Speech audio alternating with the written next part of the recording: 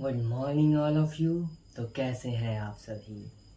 मैं हूं आपका होस्ट और दोस्त टेंथोलॉजिस्ट और आशा करता हूं कि आप सभी मस्त होंगे, बिंदास होंगे और अच्छे होंगे। मैं भी मस्त हूं, अच्छा हूं, बिंदास हूं आपकी तरह। तो आज की क्लास में हम पढ़ने वाले हैं वर्ण। आप वर्ण से भली भांति परिचित होंगे। इससे पहले आपने वर्ण के बारे में पढ़ा होगा। तो आज जो हम वर्ण के बारे में पढ़ेंगे वो पूरी डिटेल में पढ़ने वाले हैं। पूरी की पूरी व्याख्या आज इस एक वीडियो में आपको मिल जाएगी। अगर आप कम्पिटिटिव एग्जाम की तैयारी कर रहे हो, या आप 12th बोर्ड की तैयारी कर रहे हो, या आप 10th बोर्ड में हो, या आप किसी भी क्लास में हो, ये जो व्याकरण के वर्ण हैं या व्याकरण कभी भी नहीं बदलते हैं। तो आप इसे किसी भी क्लास में रहते हुए पढ़ सकते हो। ठीक है, तो चलिए शुरू करते हैं हम आज की क्लास को। तो हम पढ़ने वाले हैं वर्ण। तो वर्ण की अगर हम बात करें तो हम सब ने पढ़ा है कि भाषा की वह मूल ध्वनि जिसके खंड या टुकड़े नहीं किए जा सकते उसे हम वर्ण कहते हैं। ये आपने पढ़ा होगा और पूरी की पूरी बुक जो आप बचपन से लेके आज तक पढ़ते आए हो उसमें यही परिभाषा आपको लिखाई गई है और यही परिभाषा आपको पढ़ाई गई है। कौन सी परिभाषा? तो भाषा की वह मूल ध्वनि जिसके खंड या टुकड़े नहीं किए जा सकते उसे हम वर्ण कहते हैं। लेकिन आज हम एक नई परिभाषा की ओर चलते हैं। हम आपको कहते हैं कि भाषा की सबसे छोटी इकाई को हम वर्ण कहते हैं। हमने यहाँ बात की इकाई कि भाषा की सबसे छोटी इकाई को हम क्या कहते हैं? वर्ण कहते हैं। अब इसे समझने के लिए आप इस तरीके से ले सकते हो कि अगर कोई घर हम बनाते हैं, एक घर हमने बनाया, अब घर पूरा बनता है तो सबसे छोटी चीज क्या है जो घर बनने के लिए सबसे ज्यादा उपयोगी है? तो वो है ईंट। इससे आपको पता ही होगा कि बिना ईंट के हम घर नहीं बना सकते हैं, क्योंकि बाकी चीजें सीमेंट बालू गिट्टी जरूरी है पर बिना ईंट के आप घर नहीं बना सकते। तो किसी घर को बनने के लिए जिस प्रकार ईंट की जरूरत होती है उसी तरीके से भाषा को बनने के लिए जरूरत होती है इकाई की, और वो है वर्ण। तो जो हमने पहले से परिभाषा पढ़ रखी है वो तो अच्छी बात है, और अगर आपने ये परिभाषा नहीं पढ़ी है तो आज आप इस परिभाषा को हमेशा के लिए याद कर लो। तो मैंने क्या कहा आपको? वर्ण। और हमने परिभाषा दी कि भाषा की सबसे छोटी इकाई, भाषा की सबसे छोटी इकाई को, भाषा की सबसे छोटी इकाई को वर्ण कहते हैं। हमने क्या कहा? भाषा की सबसे छोटी इकाई को वर्ण कहते हैं। हमेशा याद रखिए कि जब हम बोल रहे हैं, हम बात कर रहे हैं, अपने विचारों को आदान प्रदान कर रहे हैं, तो अभी या आप जब बात करते हो तो उस समय बोले गए हर शब्द में वर्ण मौजूद है। तो भाषा की सबसे छोटी इकाई को हम वर्ण कहते हैं। ये बात समझ में आ गई। अब आगे चलते हैं वर्णों के प्रकार के बारे में। तो वर्ण दो प्रकार के होते हैं। कितने प्रकार के होते हैं? वर्ण हमारे दो प्रकार के होते हैं। वर्ण हमारे दो प्रकार के होते हैं। अब कौन कौन से? तो इसके बारे में भी आप जानते होंगे। सबसे पहले हम बात करते हैं स्वर वर्ण की। इन सब से आप बहुत अच्छे से परिचित हो, इन सब के बारे में आप पढ़ चुके हो थोड़ा ना थोड़ा। और आज हम जो पढ़ने वाले हैं वो पूरी डिटेल से पढ़ने वाले हैं। पूरा व्याख्या आज इस वीडियो में आपको मिल जाएगा वर्ण से संबंधित। दूसरे हमारे होते हैं व्यंजन वर्ण। व्यंजन वर्ण। चलिए सबसे पहले हम पढ़ेंगे स्वर वर्ण के बारे में कि स्वर वर्ण क्या कहलाता है। तो जैसा कि आपने पढ़ा होगा या नहीं पढ़े हो तो आज हम पढ़ रहे हैं कि स्वर वर्ण उन वर्णों को कहा जाता है जिनका उच्चारण हम स्वतंत्रता पूर्वक कर सकते हैं। जैसे अ, इसे हम बड़े ही आसानी से उच्चारण कर सकते हैं। आ, ये सब के सब स्वर वर्ण में आते हैं। तो हमने क्या कहा स्वर वर्णों के लिए? कि वैसा वर्ण, चलिए पढ़ते हैं कि वैसा वर्ण जिसके उच्चारण स्वतंत्र पूर्वक हो। हम अपने ढंग से भाषा बनाने की कोशिश करते हैं। हमें बस इतना याद रखना है कि स्वर वर्ण उन वर्णों को कहते हैं जिन वर्णों को हम स्वतंत्र रूप से पढ़ सकते हैं, उच्चारण कर सकते हैं। तो वैसा वर्ण, वैसा वर्ण जिसका उच्चारण स्वतंत्र रूप से हो, वैसा वर्ण जिसका उच्चारण स्वतंत्र रूप से हो। वैसा वर्ण जिसका उच्चारण स्वतंत्र रूप से हो उसे हम स्वर वर्ण कहते हैं। क्या कहते हैं उन्हें? उन्हें हम स्वर वर्ण कहते हैं। हो तो उसे स्वर वर्ण कहते हैं।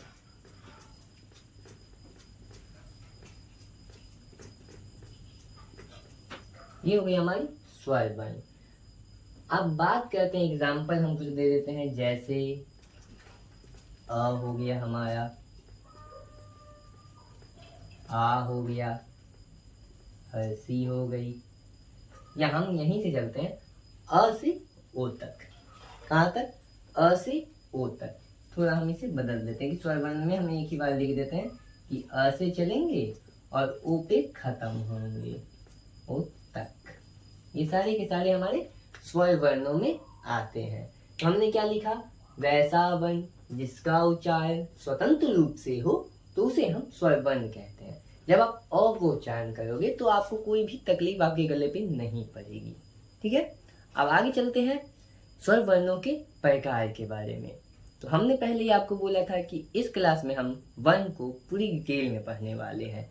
तो वर्ण के दो प्रकार होते हैं। अब इन दोनों के अलग अलग प्रकार होते हैं जिन्हें हम पढ़ने वाले हैं। तो चलिए आगे चलते हैं।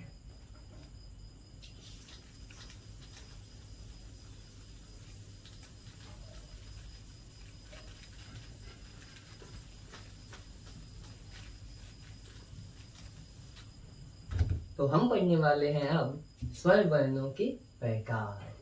तो स्वर वर्णों के 3 प्रकार होते हैं। कितने प्रकार होते हैं? स्वर वर्णों के 3 प्रकार होते हैं। याद रखिएगा हमेशा कि स्वर वर्णों के अगर प्रकार पूछे जाए तो हमेशा कहिएगा कि स्वर वर्ण 3 प्रकार के होते हैं। कौन कौन से होते हैं? तो सबसे पहला है हमारा सबसे पहला है हमारा ह्रस्व स्वर वर्ण। ह्रस्व स्वर वर्ण। दूसरा है हमारा दीर्घ स्वर वर्ण। और तीसरा हम बात करें तो तीसरा है हमारा प्लुत स्वर वर्ण। ये 3 प्रकार के स्वर वर्ण हैं जिनके बारे में हमें जानना है। तो चलिए लगातार आपके ज्ञान और विज्ञान को बढ़ाते हुए हम अपनी क्लास को आगे ले चलते हैं। तो सबसे पहले हम बात करेंगे ह्रस्व स्वर वर्ण की। तो 1 नंबर में हमारा क्या है? ह्रस्व स्वर वर्ण। अब हम आपको इसे आसान शब्दों में तोड़ के पढ़ाने वाले हैं। आज इस क्लास में आप अच्छे से समझ के ही जाओगे कि ह्रस्व स्वर, दीर्घ स्वर, प्लुत स्वर, ये सारे के सारे जो स्वर हैं इनमें क्या क्या अंतर हमें मिलेंगी। तो चलिए सबसे पहले ह्रस्व स्वर वर्ण। तो ह्रस्व हमने बोला, तो इसमें अगर हम बात करते हैं तो हम क्या कहते हैं कि वैसा वर्ण जिसके उच्चारण में केवल एक मात्रा का समय लगे। एक मात्रा कहने का मतलब हमें ज्यादा समय ना लगेगा इसे बोलने में। जैसे अ हो गया, फिर हमारा हर्ष ई हो गया, हर्ष ऊ हो गया और री हो गया। ये सब ह्रस्व स्वर वर्ण में आते हैं। हम क्या लिखेंगे कि वैसा वर्ण जिसके उच्चारण में, वैसा वर्ण जिसके उच्चारण में एक मात्रा का समय लगता हो, एक मात्रा का समय लगता हो, तो उसे हम ह्रस्व स्वर वर्ण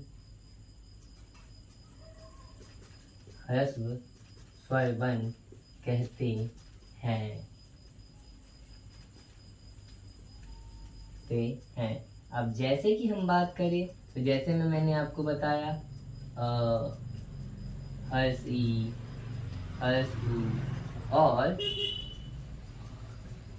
री, तो ये सारे जो हैं ये ह्रस्व स्वर वर्ण में आते हैं। अब हम बात करते हैं ह्रस्व स्वर वर्ण की कुल संख्या कितनी होगी, कोई आपसे पूछ सकता है। तो आप बड़ी आसानी से कह दीजिएगा कि हमने कितना लिखा, हर्षी, हर्षु, री। तो ह्रस्व स्वर वर्णों की कुल संख्या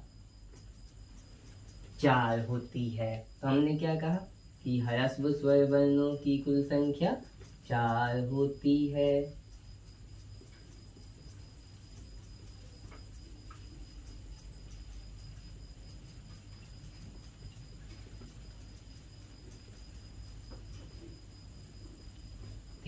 है तो आपको ह्रस्व स्वर वर्ण अच्छे से समझ में आ गया होगा। तो अब हम चलते हैं अगले नंबर दीर्घ स्वर वर्ण पे।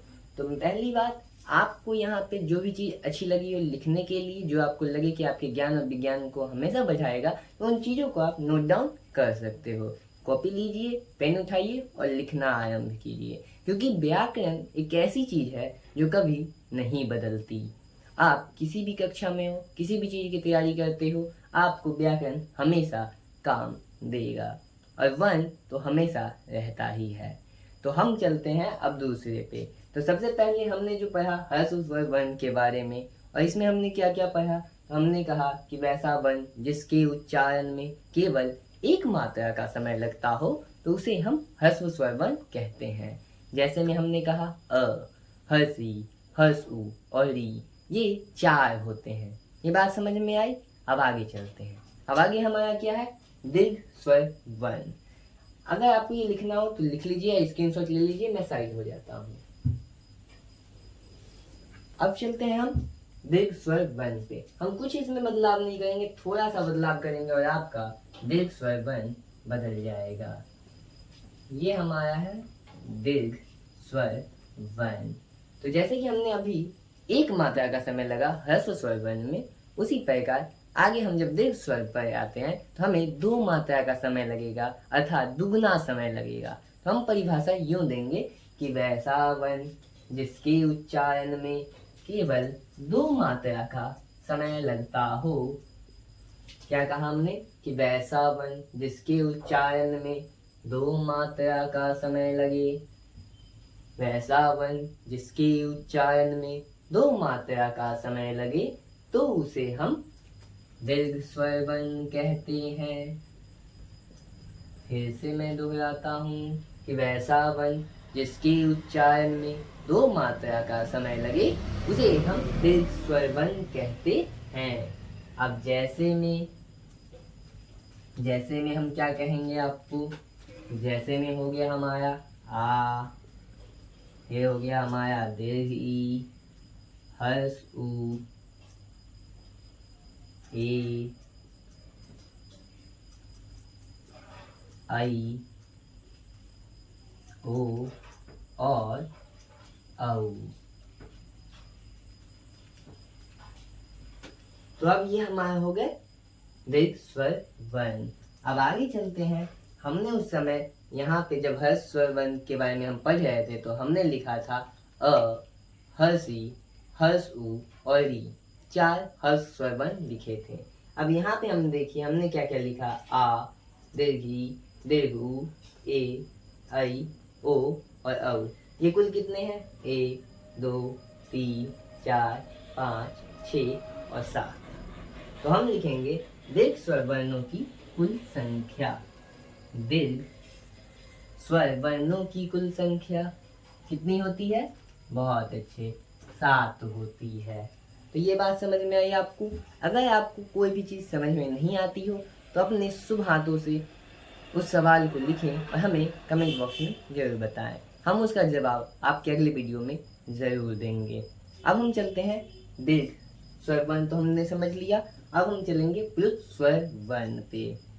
अब ये क्या कहता है तो देखते हैं। अब जैसे जैसे हम आगे बढ़े हमने समय को बढ़ाया, अब फिर हम एक कदम समय को बढ़ा देंगे, हमारा हो जाएगा प्लुत स्वर वर्ण की परिभाषा। तो देखिए कैसे होगा।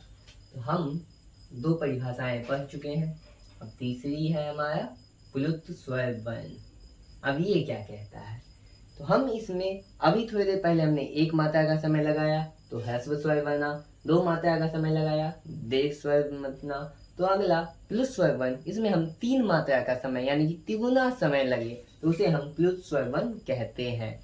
अब लिखेंगे कैसे, तो ऐसे सजा के लिख सकते हो कि वैसा वर्ण जिसके उच्चारण में 3 मात्रा का समय लगता हो, वैसा वर्ण जिसके उच्चारण में 3 मात्रा का समय लगता हो, तो उसे हम प्लुत स्वर वर्ण कहते हैं। हमने क्या कहा कि वैसा वर्ण जिसके उच्चारण में 3 मात्रा का समय लगता हो, उसे हम प्लुत स्वर वर्ण कहते हैं। अब जैसे में आप बात कर सकते हो ओम। ओम 3 मात्रा का स्वर है। हमने क्या कहा? ओम।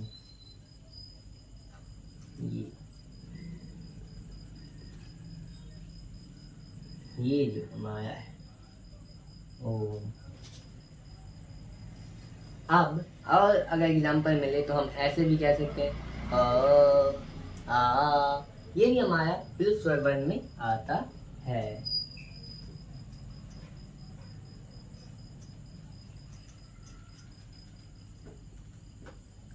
अब इसमें अगर हम बात करें कि प्लुत स्वर वर्णों की संख्या नहीं बताई जा सकती है, इनकी संख्या नहीं होती क्योंकि वही स्वर वर्णों से मिले हुए हैं। तो अभी हम थोड़ी देर पहले 3 अलग अलग प्रकार के पढ़े। सबसे पहले क्यों रिवीजन करते हैं इनके बारे में। ह्रस्व स्वर वर्ण, इसमें हमने आपको बताया कि 1 मात्रा का समय लगे, यानी कि बहुत कम समय लगे। और एग्जाम्पल में हमने क्या क्या दिया? अ, हर्ष ई, हर्ष उ, री, 4 हमारे ह्रस्व स्वर वर्ण थे। अब आते हैं दीर्घ स्वर वर्ण। इसमें हमें 2 मात्रा का समय लगा, अर्थात दुगुना समय लगा। अब इसमें हमने क्या क्या लिखा? तो हमने लिखा था आ, दीर्घ ई, दीर्घ उ, ए, ऐ, ओ, औ, और ये कुल 7 थे। आप अपने बुक्स में जरूर पढ़े होंगे कि स्वर वर्णों की कुल संख्या 11 होती है। तो अब आप समझ सकते हो कि ह्रस्व स्वर वर्ण में 4 थे, दीर्घ स्वर वर्ण 7 है, और 7 4 11। तो हम अगर बात करें तो ये लाइन आप लिख लें जो मैं बोल रहा हूँ कि स्वर वर्णों की कुल संख्या 11 होती है। तो बात समझ में आए? अब चलिए लगातार आपके ज्ञान और विज्ञान को बढ़ाते हुए हम चलते हैं व्यंजन वर्ण की ओर।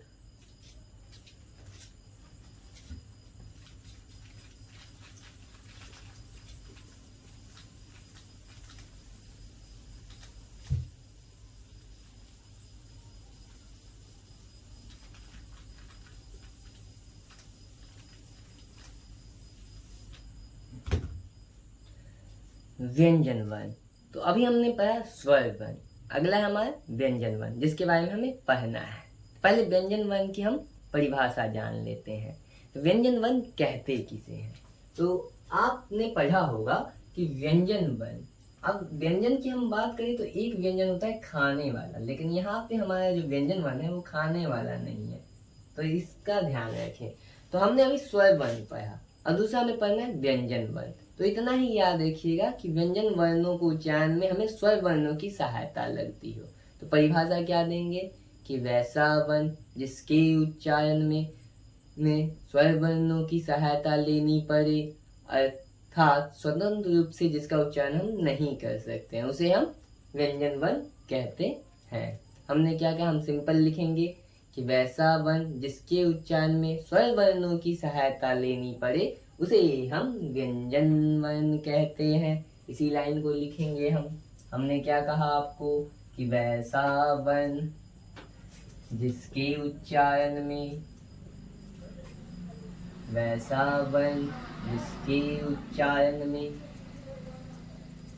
स्वर वर्णों की सहायता लेनी पड़े, की सहायता से हो। थोड़ा सा शब्द हम यहाँ पे बदल रहे हैं कि वैसा वर्ण जिसके उच्चारण में स्वर वर्णों की सहायता, वैसा वर्ण जिसका उच्चारण स्वर वर्णों की सहायता से हो, वैसा वर्ण जिसका उच्चारण स्वर वर्णों की सहायता से हो, तो उसे हम व्यंजन वर्ण कहते हैं। क्या कहते हैं? व्यंजन वर्ण कहते हैं। अब हम आगे चले तो व्यंजन वर्ण के प्रकार हमें पढ़ने हैं। तो जिस प्रकार स्वर वर्णों में 3 स्वर वर्ण थे, स्वर वर्णों के प्रकार 3 थे, उसी प्रकार व्यंजन वर्ण के प्रकार भी 3 हैं। तो पहले परिभाषा फिर से समझ लीजिए वैसा वन जिसका उच्चारण स्वर वर्णों की सहायता से हो तो उसे हम व्यंजन वर्ण कहते हैं। व्यंजन वर्ण 3 प्रकार के होते हैं। व्यंजन वर्ण 3 प्रकार के होते हैं, लेकिन हम आपको 4 प्रकार पढ़ाएंगे। अब आपको कंफ्यूज नहीं होना है कि आपने तो 3 प्रकार ही पढ़ा होगा, लेकिन हम आपको 4 प्रकार पढ़ाएंगे। वो जो चौथा प्रकार है वो व्यंजन वर्णों में नहीं गिना जाता है। ठीक है, चलिए तो हमने क्या लिखा, व्यंजन वर्ण 3 प्रकार के होते हैं। कौन कौन से होते हैं ये समझ लेते हैं। सबसे पहला हमारा है स्पर्श व्यंजन वर्ण।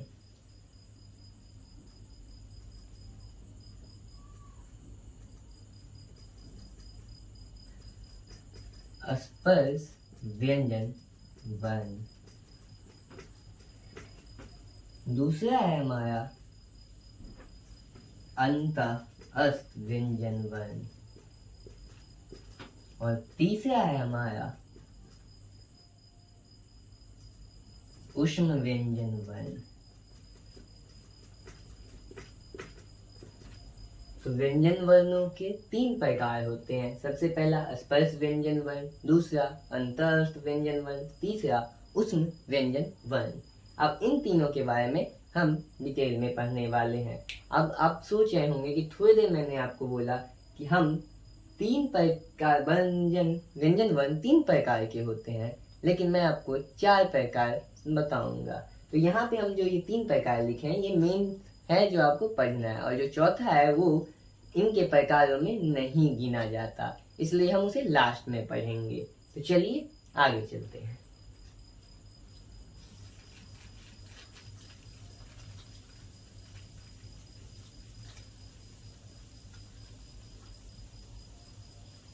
तो व्यंजन वर्णों के प्रकार में सबसे पहला है हमारा कौन सा है, तो स्पर्श व्यंजन वर्ण।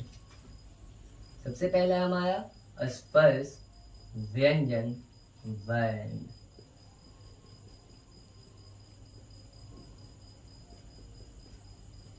अब अगर हम आपको ये बुक वाली परिभाषा हम आपको दे, जो बुक में लिखा जाता है उसमें क्या लिखा जाता है कि वैसा वर्ण जिसका उच्चारण कंठ, मूर्धा, तालु, ओष्ठ और दंत के स्थानों के स्पर्श से हो तो उसे हम स्पर्श व्यंजन वर्ण कहते हैं।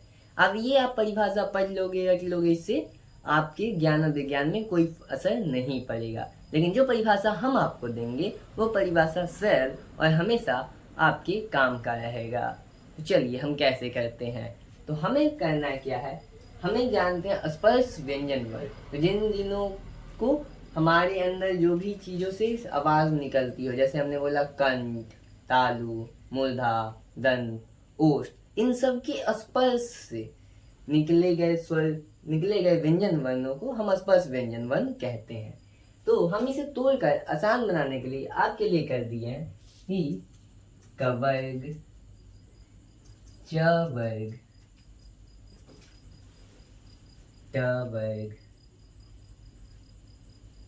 त वर्ग एवं प वर्ग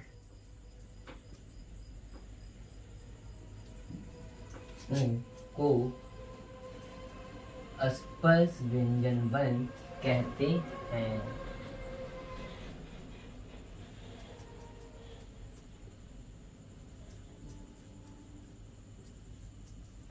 हमने क्या लिखा कि क वर्ग, च वर्ग, त वर्ग, त वर्ग एवं प वर्ग को स्पर्श व्यंजन वर्ण कहते हैं। अब आपका डाउट होगा ये क वर्ग क्या होता है, तो आप पढ़े होंगे क, ख, ग, घ और अंगा। तो ये जो पूरा का पूरा बना ये इतना, इसी को हम शॉर्ट में पढ़ते हैं क वर्ग, यानी कि क का वर्ग। अब हमने आपको क्या क्या लिखा है यहाँ पे, देखिए क वर्ग, च वर्ग, ट वर्ग, त वर्ग एवं प वर्ग को स्पर्श व्यंजन वर्ण कहते हैं। अब आपसे सवाल कर देगा, कुछ आपके एग्जाम में सवाल ये नहीं आते कि स्पर्श व्यंजन वर्ण की व्याख्या करें। आपको सवाल में ये दिया रहेगा कि ग कौन से व्यंजन वर्ण का उदाहरण है। अब आप माथा लगाते रहो। अब अगर आपको ये परिभाषा याद है तो आपको पता है कि क वर्ग, च वर्ग, ट वर्ग, प वर्ग सारे के सारे स्पर्श व्यंजन वर्ण हैं और ग क वर्ग में आता है और क वर्ग स्पर्श व्यंजन वर्ण है। आप सीधे इसे टिक करोगे। समझ रहे हो आप मेरी बात। अब चलिए, अब हम बात करें तो एक क वर्ग में 5 अक्षर होते हैं और हमारे पास हर वर्ग में 5 अक्षर हैं। तो 1, 2, 3, 4, 5 वर्ग है हमारे पास। तो अगर मैं आपसे बात करूं कि स्पर्श व्यंजन वर्णों की कुल संख्या बताने के लिए तो आप कैसे निकालोगे। सोचो, हमने आपको क्या कहा कि स्पर्श व्यंजन वर्ण की कुल संख्या आपको निकालनी है। सोचिए सोचिए, सोच के आप कमेंट कर सकते हो कि कितने होते हैं स्पर्श व्यंजन वर्णों की कुल संख्या। अगर आपको जवाब मिल गया होगा तो आपको पता है कि मैंने अभी आपको कहा कि एक वर्ग में 5 अक्षर और 5 वर्ग है तो 25 अक्षर। तो स्पर्श व्यंजन वर्णों की कुल संख्या 25 होती है। ये बात आपको समझ में आई अच्छे ढंग से। चलिए, अब स्पर्श व्यंजन वर्ण तो आप समझ गए। आगे हम चलते हैं अंतःस्थ व्यंजन वर्ण पे।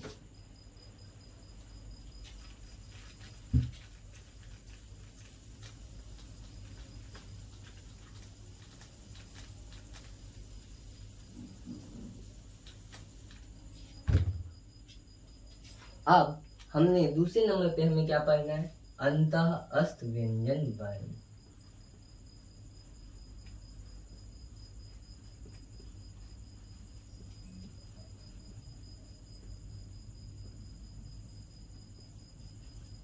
अब अंतःस्थ व्यंजन वर्ण की अगर हम बात करते हैं तो हम आपके लिए सरल ही परिभाषा लिखेंगे। कैसे लिखेंगे तो ये देख लीजिए कि अंतःस्थ व्यंजन वर्ण तो य, र, ल, व। चलिए इसे थोड़ा सा बदल दिया जाए। एवं व को अंतःस्थ व्यंजन वर्ण कहते हैं। क्या कहते हैं, य, ल, व को अंतःस्थ व्यंजन वर्ण कहते हैं। तो अगर आपसे कोई पूछे कि ल कौन सा व्यंजन वर्ण है तो हम सीधा कह सकते हैं अंतःस्थ व्यंजन वर्ण। अगर आपसे सवाल ये पूछे कि अंतःस्थ व्यंजन वर्णों की कुल संख्या बताइए तो आप आसानी से बता सकते हो और आपने जो जवाब दिया वो बिल्कुल सही है। अब आपने जवाब क्या दिया, आपने बोला होगा कि अंतःस्थ व्यंजन वर्णों की कुल संख्या 4 होती है, जो कि बिल्कुल सही है।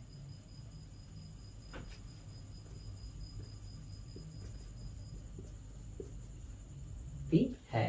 अब आगे हम चलते हैं। आगे आता है हमारा तीसरा नंबर जो है हमारा ऊष्म व्यंजन वर्ण।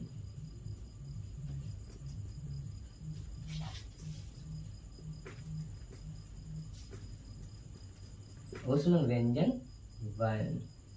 अब इसकी हम बात करें तो इसके लिए भी हमने आपके लिए सरलतम रूप दिया है।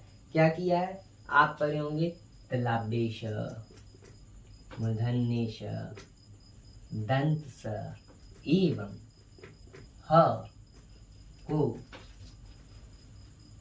ऊष्म व्यंजन वर्ण कहते हैं। बुक की परिभाषा में देखोगे तो वो कहेंगे कि वैसे व्यंजन वर्ण जिसके उच्चारण से ऊष्मा निकलती हो, गर्म हवा निकलती हो, उसे हम ऊष्म व्यंजन वर्ण कहते हैं। पर ये आपके ज्ञान और विज्ञान में कोई भी स्पष्ट नहीं करता है, इसलिए हमने इसे थोड़ा सा बदल दिया और ये बना दिया। क्या बना दिया, तलब्य श, दंती श, मूर्धन्य श, दंती स एवं ह को ऊष्म व्यंजन वर्ण कहते हैं। अगर मैं आपसे पूछूं कि इसकी कुल संख्या बताइए तो आप क्या कहोगे। जी हाँ, 4 बिल्कुल सही जवाब है। तो हमने क्या कहा, ऊष्म व्यंजन वर्ण की कुल संख्या 4 होती है। ऊष्म व्यंजन वर्णों की कुल संख्या 4 होती है। अब क्विक रिवीजन करते हैं। हमने व्यंजन वर्णों के बारे में पढ़ा। व्यंजन वर्णों के बारे में हमने क्या क्या पढ़ा? तो हमने पढ़ा कि वैसे वर्ण जिनका उच्चारण स्वतंत्रता पूर्वक नहीं होता हो, उसे उच्चारण करने के लिए हमें स्वर वर्णों की सहायता लगती हो, व्यंजन वर्ण कहलाते हैं। व्यंजन वर्ण के 3 प्रकार होते हैं। कौन कौन से? तो सबसे पहला हमारा था स्पर्श व्यंजन वर्ण, दूसरा था अंतःस्थ व्यंजन वर्ण और तीसरा था ऊष्म व्यंजन वर्ण। हमने स्पर्श व्यंजन वर्ण में क्या क्या पढ़ा कि क वर्ग, च वर्ग, ट वर्ग, त वर्ग एवं प वर्ग को स्पर्श व्यंजन वर्ण कहते हैं। स्पर्श व्यंजन वर्णों की कुल संख्या 25 होती है। फिर हमने पढ़ा अंतःस्थ व्यंजन वर्ण। अंतःस्थ व्यंजन वर्ण में हमने क्या पढ़ा कि य, र, ल, व को अंतःस्थ व्यंजन वर्ण कहते हैं और इनकी कुल संख्या 4 होती है। फिर हमने पढ़ा ऊष्म व्यंजन वर्ण। इसमें हमने क्या पढ़ा? तलव्य स, मूर्धन्य स, दंती स एवं ह को ऊष्म व्यंजन वर्ण कहते हैं। ये भी कुल 4 होते हैं। अब सवाल ये उठता है कि व्यंजन वर्णों की कुल संख्या कितनी है? तो अब सोचो जरा। सबसे पहले हमने 25 गिने, फिर हमने 4 गिना, कितना हुआ? 29, और फिर अब हमने 4 लिखा लास्ट। 29 और 4 कितने हो गए? 33। तो ये लाइन हमेशा याद रखिएगा कि व्यंजन वर्णों की कुल संख्या 33 होती है। आई बात समझ में? ये लाइन कभी नहीं भूलें कि व्यंजन वर्णों की कुल संख्या 33 होती है। अब हम आगे चलते हैं। हमने आपको क्या कहा था कि हम व्यंजन वर्ण के 4 प्रकार पढ़ेंगे। तो ये जो 3 प्रकार हमने अभी पढ़ा, ये इम्पोर्टेंट है, ये हमेशा पढ़ना है। और चौथा जो प्रकार है वो हमारे व्यंजन वर्ण में नहीं जोड़ा जाता, गिना नहीं जाता है, इसलिए हम इसे अलग से पढ़ाते हैं। तो ये हो गए व्यंजन वर्ण की प्रकार। अब जो चौथा है वो है संयुक्त व्यंजन वर्ण। तो इसे भी हम आसान करेंगे आपके लिए। आप संयुक्त व्यंजन वर्ण की परिभाषा किसी भी बुक में देख लो, साफ साफ लिखा हुआ होगा कि 2 व्यंजन वर्णों के मेल से बने वर्ण को संयुक्त व्यंजन वर्ण कहते हैं। लेकिन इस परिभाषा से आप ये नहीं पता कर सकते कि कौन कौन से हमारे संयुक्त व्यंजन वर्ण हैं। तो इसके लिए हमने परिभाषा थोड़ी सी हल्की कर दी, ज़्यादा नहीं, थोड़ी सी। किसी भी बुक में आप पढ़ोगे क्या मिलेगा कि 2 व्यंजन वर्णों के मेल से बने वर्णों को संयुक्त व्यंजन वर्ण कहते हैं। पर हम ऐसा नहीं लिखने वाले। हम क्या लिखेंगे? देखिए, संयुक्त व्यंजन वर्ण। इसे आप स्टार मार के लिखो, ये हमारे नंबर में नहीं आते हैं। तो हम आपको सीधे सीधे अगर हम समझाएं संयुक्त व्यंजन वर्ण, तो हमारे संयुक्त व्यंजन वर्ण बहुत सरल है। अक्ष, त, ज्ञ एवं स्र को संयुक्त व्यंजन वर्ण कहते हैं। अब इससे आपको स्पष्ट रहेगा कि संयुक्त व्यंजन वर्ण किसे कहते हैं। तो हमने क्या लिखा? अक्ष, त, ज्ञ एवं स्र को संयुक्त व्यंजन वर्ण कहते हैं। और अगर आपसे हम सवाल पूछें कि संयुक्त व्यंजन वर्णों की कुल संख्या कितनी होगी, तो आप एकदम तैयारी के साथ बोलिएगा कि संयुक्त व्यंजन वर्णों की कुल संख्या 4 होती है।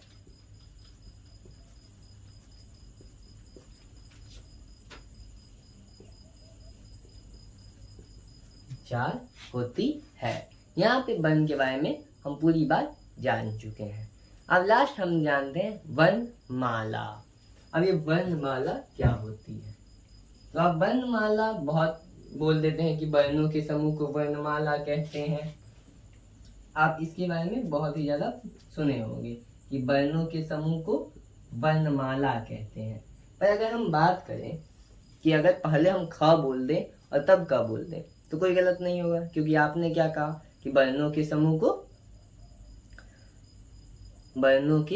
को वर्णमाला कहते हैं। इससे ये तो आपको समझ में आ ही गया होगा कि ये गलत है। तो हम क्या कहेंगे? तो हम कहेंगे कि वर्णों के व्यवस्थित समूह को वर्णमाला कहते हैं। क्या हमने कहा कि वर्णों के व्यवस्थित।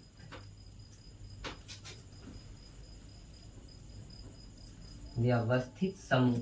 व्यवस्थित समूह इसलिए कहते हैं जब तक अगर आप माला की बात करो कि वर्णमाला, वर्णों का माला, तो आप माला में कहीं पे मोटा मोती कहीं पे छोटा मोती कर दोगे तो वो तो गलत हो जाएगा ना। तो वर्णों के व्यवस्थित समूह या फिर निश्चित क्रम में सजा हो उसे हम वर्णमाला कहते हैं। तो आपको वर्णमाला समझ में आ गई होगी, बहुत अच्छी बात है।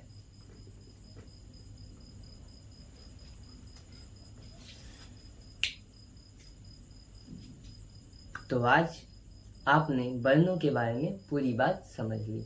वर्णमाला समझ लिए कि वर्णों के व्यवस्थित समूह को वर्णमाला कहते हैं। हमने व्यंजन वर्ण के प्रकार पढ़े। व्यंजन वर्ण, हाँ, बहुत बुक में अलग अलग लिखी जाती है, लेकिन याद रखिएगा कि व्यंजन वर्ण जो हिंदी में नोट की गई है कि व्यंजन वर्णों की कुल संख्या 33 होती है। कहीं पे आप इसे बढ़ा या घटा नहीं सकते, ये 33 है। अगर आप संयुक्त व्यंजन वर्ण को भी जोड़ देंगे तो याद रखें संयुक्त व्यंजन वर्ण बाद में जोड़ी गई है, जिस कारण से हिंदी के हमारे व्यंजन वर्णों में नहीं लिखा जाता। हम पढ़ते हैं बट उसे हम गिनते नहीं हैं व्यंजन वर्णों में। तो अगर आज आपके ज्ञान और विज्ञान में थोड़ी सी भी बढ़ोतरी हुई हो तो आप इस वीडियो को लाइक कर सकते हैं ताकि हमारा मोटिवेशन बना रहे। और अगली वीडियो आपको किस टॉपिक पे चाहिए उसके बारे में आप पिन कमेंट कर सकते हो। साथ ही साथ आपको कौन सी इस पूरी वीडियो में जो भी चीज़ समझ में ना आई हो पिन कमेंट जरूर करें। धन्यवाद। जय हिंद, जय भारत।